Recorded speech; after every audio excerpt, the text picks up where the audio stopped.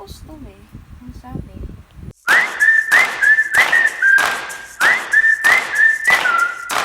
Hi, this is Sweet Ramos at welcome po ulit sa aking channel. Sa mga hindi pa po nakakakilala sa akin, bago lang po akong nag-upload ng mga videos and meron din po akong business which is pagmemakeup or being a makeup artist. Gusto ko pong i-share kasi sa inyo yung aking UV sterilizer. Binili ko po ito May 30.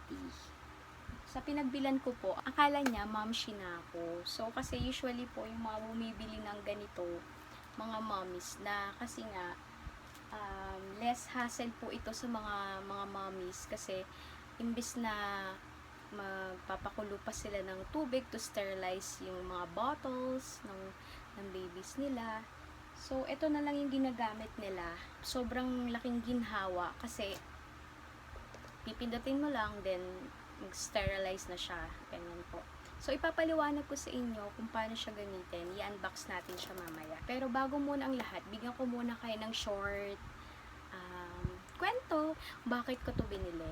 So, nagsimula po kasi ako ng aking makeup career siguro half nung 2019, half nung year na yon.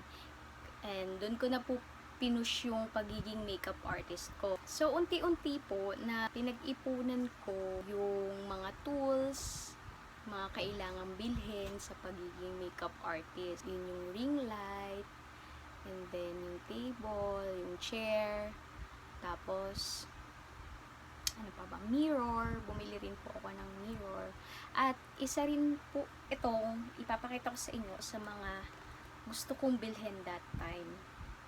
So ayun, in-add to cart ko lang siya. Tapos hindi ko naman akalain na after ilang buwan, eto na nga, karoon na tayo ng pandemic, which is the coronavirus or COVID-19. And then, sobrang dito ko na-realize na ay importante pala tong UV sterilizer talaga.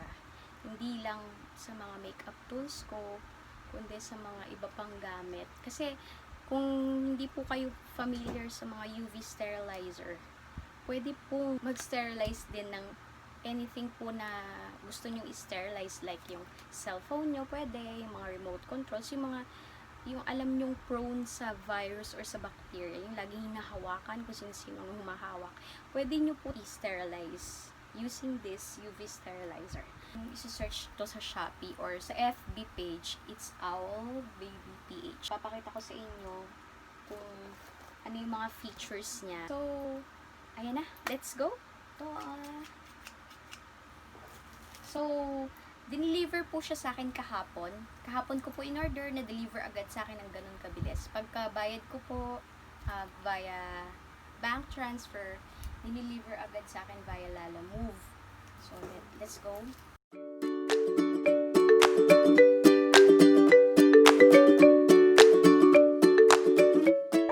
So, ayan, nakitang-kita na ang kanyang nakasulat. So, basahin ko po sa inyo. Sabi dito ay waterless sterilization UV plus drying technology. So, kaya sinabing waterless sterilization kasi nga kung familiar po kayo sa germicidal lamp, yung UV light po, yung parang violet, yun po, nakakapatay po talaga siya ng bacteria and viruses. So, ang usually gumagamit nito yung mga hospitals kasi syempre ini-sterilize nila yung mga gamit nila doon. Pero dahil compact siya, sobrang maliit lang, pwede siya sa bahay. So, makikita nyo po is two of the best technologies in one. Waterless sterilization na siya via UV, tapos 360 degrees heat distribution. So, hindi po ako maalam sa mga technical nabasa ko lang po ano yung nandito sa box. Production dimension niya is 348 millimeters by 320 millimeters. Tapos yung kanyang kapal is 355 millimeters. So, ito is Japan Technologies. Pero nakita ko sinearch ko sa Google, made in Korea siya. Siguro assembled in Korea. Pero yung makina niya is Japan. So, trusted naman natin yung mga gawang ganon, mga Japan made. So, sabi, UV sterilizing plus heat drying. So, effectively kills 99.9% bacteria and viruses. So, ikot ko uli yung box. Sabi dito, ayan, ito yung sinasabi ko sa inyo. So, pwede nyo i-sterilize almost everything daw, including the nursing items, feeding items. So, pwede yung mga utensils, and then yung mga toys, kung meron na kayong babies, yan, yung mga toys. So, clothing. So, and then, ito yung sinasabi ko yung electronics. So, bukod pa dyan, kung like me, gusto ko i-sterilize yung mga makeup brushes ko. And yung mga makeup ko, pwede din. So, nakalagay dito, why is owl UV more efficient than other sterilizing methods? So, meron siyang Philips UV purification lamp. Ito yung gamit niyang lamp dito. Single lamp lang po ito. Itong binili ko. Meron yung mas mahal, yung mga dual lamp. To mention po, yung mga iba pang tatak. Yung mga sikat po kasi sa mga momshies. Yung Eco Mom. Yan. Kaya siya, feeling ko kaya mas mahal siya kasi meron siyang anion. Yung nagde-deodorize ng mga feeding bottle. So, after niyang i-dry, then i-sterilize niya, then i-deodorize niya yung feeding bottle. So, ako naman kasi, hindi naman ako after dun sa deodorizing.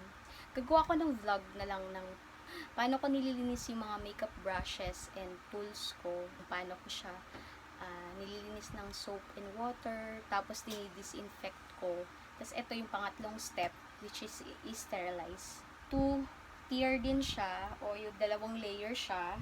Removable tray allows up to 12 bottles at a time. So, dual purpose din siya. It doubles up as storage after sterilization. So, pwede ko palang i-store yung mga brushes ko dito para hindi sila madumihan. Ayun. Yun na nga. Nasabi ko na yung 360-degree thorough UV coverage with SUS 304 stainless steel international mirror effect lining. Energy saver kasi 4 watts lang. Energy savings of up to 70%. And then low temperature drying can be used for plastic materials. Ito na yung sinasabi ko kanina. Kasi hindi siya magkakos ng burn. So, hindi masusunog yung mga plastic na ilalagay nyo. Hindi siya masusunog kasi hindi naman ganun kainit. So, low temperature will not cause skin burn then. Super silent operation. Uses low 30 dB, same dB as watches. So, bubuksan ko na talaga siya. Sorry. Without further ado, buksan na natin siya.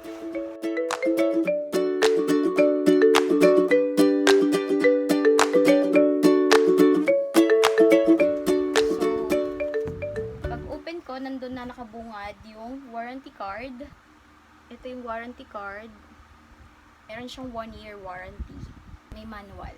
So, nandito naman nakalagay lahat. Pagbukas, andito na yung parang rack niya, yung 2-tier na pang divider. So, ito. Ang laki niya. Ito na siya. Mataba din pala siya. So, baba ko muna itong karton. Yan siya, guys. Yan yung kabuuan niya. Tapos, pag-open mo, yan yung laman niya. May ano pa. May gel, may silica. Ito.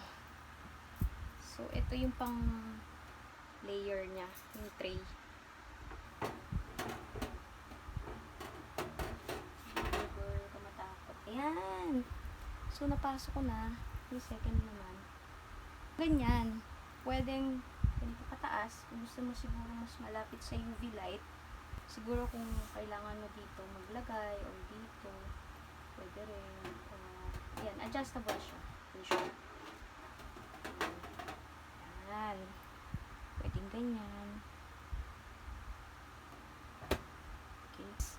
Hindi kasama siya. Syempre, yung saksakan. Yan. I-press daw natin once. Yan, nag-turn on siya. So, may 3 modes siya. Yung first is drying mode. So, paano natin ililipat sa drying mode? Asan yun? Ayan. So, ganyan yung itsura ng drying mode. Parang may LC. Nakikita nyo icon. Parang, ito na nga lang. Ayan o. Yan o, drying mode. Yan. Ito. Parang may LC siya. Kung mag-start na kayo, ipipress nyo lang to. Yan. Para mag-start na yung drying mode. Kung meron kayong papatuyuin, like bottles, ganyan. So, ako, yung paglinis ko nga ng makeup brushes ko, tsaka ng mga makeup ko, yung iba kong mga makeup, using this. So, pwedeng ipasok ko siya ng medyo basa-basa pa yung hair, yung strands ng brushes. So, ang maximum niya is 50 minutes. 50 minutes na drying mode. Tapos, ang kanyang minimum is 20 minutes at yung standard niya is 30 minutes. So, paano ba ibahin? So, paano? Start ko na muna ba? I-start mo muna siya. So, yun guys. Start mo muna siya bago mo maiba yung minutes. So, kung babawasan mo, turn mo yung knob into counterclockwise. Hanggang 20, yan yung minimum. Tapos, kung i-increase nyo naman, clockwise. Yan, third ulit. From 20, 30, 40, and 50. So, pag stop mo, yan. Pwede mo siyang stop anytime. Tapos, yung second mode is the auto mode. So, paano ibahin? Yan. Turn mo lang yung knob uli. Pag lumabas na yung A, yun na yun. Yun na yung auto mode. Sa auto mode is sterilize plus dry. So, ang standard time niya is 30 minutes din. So, dito daw sa 30 auto mode. So, pag in-start mo yan, which is pag i-press mo lang yung button, press mo siya, mag-start na siya na mag-dry. Tapos yung mag-dry ng 15 minutes, na mag-sterilize na siya ng 15 minutes pa ulit. So, yung third mode is sterilizing mode. Ito namang sterilizing mode, ito nga yung applicable. Halimbawa, galing ka sa labas, tapos gusto mong sterilize yung phone mo, ganyan. So, pwede ka na mag-proceed sa sterilizing mode. So, hanapin mo lang yung icon na ganyan. Parang asterisk o parang snowflakes. Basta yung ganun siya. Pag nandyan ka na, yung sterilizing mode, isang ano lang siya, time lang siya, which is 15 minutes lang. Ayan na. And press the knob once to start sterilizing operation. So, tapos may maririnig kayong beep na 3 times. Ibig sabihin nun, tapos na yung process. Pagka nabuksan nyo nang hindi sinasadya habang nagsisterilize siya, so, mag-automatic naman daw mag-close yung lamp. So, marami pa sa market na makikita kayong ibang tatak, pero medyo may kamahalan. Yung mga nakita kong ibang tatak, yun yung mga, like, for example, yung Eco Mom, which is 13,000 plus. So, ang kaibahan lang niya, meron siyang deodorizer, meron siyang ganon, yun yung wala dito. And, kung same lang naman yung binibigay na benefit, 'di ba? Why not? Ano tayo dito sa mas mura. Meron din kayo makikita sa market na ang tatak ay Upang or Upang. Yan. Made in Korea din 'yon.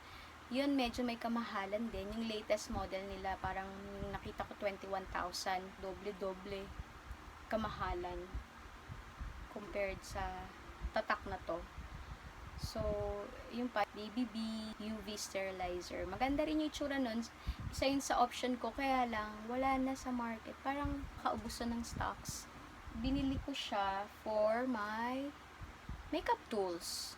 Kasi iba ng panahon ngayon. Mahirap na, alam mo yung, ang hirap nung napaparanoid.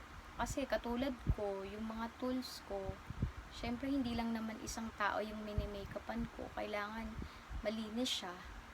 Always. Yan. Para din sa ikatatahimik ng kalooban ng mga clients. Syempre, mas panatag yung loob nila. Bukod sa naka-gear ka, full gear, naka-mask ka.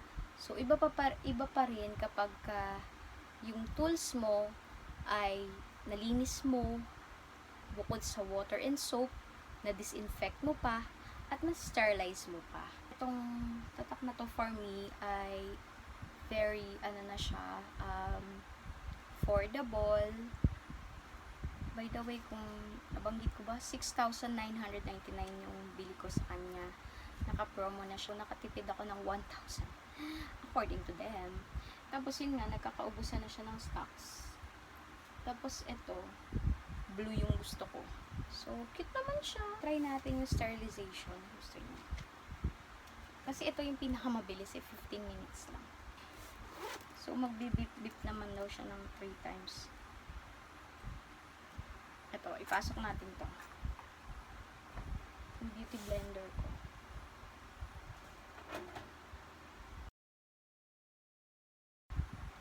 So, try lang natin ipasok ko to. Ito mga malilinis tong brushes ko na to.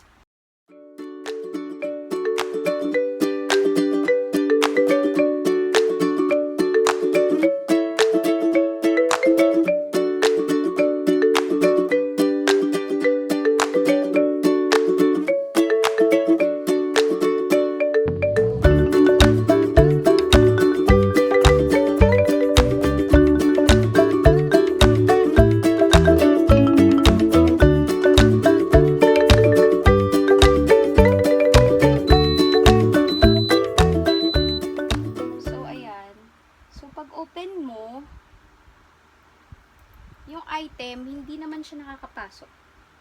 So, mahawakan mo naman siya agad. So, yan. Pwede mong store na lang dyan yung muna yung brush mo. Para i-off, i-press nyo ng matagal. 3 seconds. Ayan, off na siya. Etong ganitong UV sterilizer, sobra pong malaking tulong, hindi lang po sa mga mommies, kundi sa mga makeup artist. Marami na pong gumagamit nito, mga kilalang makeup artist. Iba-iba nga lang yung mga tatak na ginagamit nila. Pero for me, affordable na nito, bukod dun sa iba pang nakikita ko sa Lazada or sa Shopee. Nagustuhan ko kasi itsura niya talaga. So, okay na siya for sterilizing mga makeup tools or mga anything na gusto nyo sterilize after nyong lumabas. Yan, galing kayo sa office, ngayon nyo lang dyan, tapos in 15 minutes ready na siya ulit, malinis na. So, kasi nga dahil yun sa UV light. And that's it po for today. Sana po may natutunan kayo sa video na ito, sa pag-unbox ko ng UV sterilizer. At kung nagustuhan nyo po yung video na to, give me a thumbs up at comment down below po kung meron pa kayong mga suggestions. Please subscribe to my channel para updated po kayo sa mga bago kong i-upload about makeup and beauty. Thank you so much! Bye!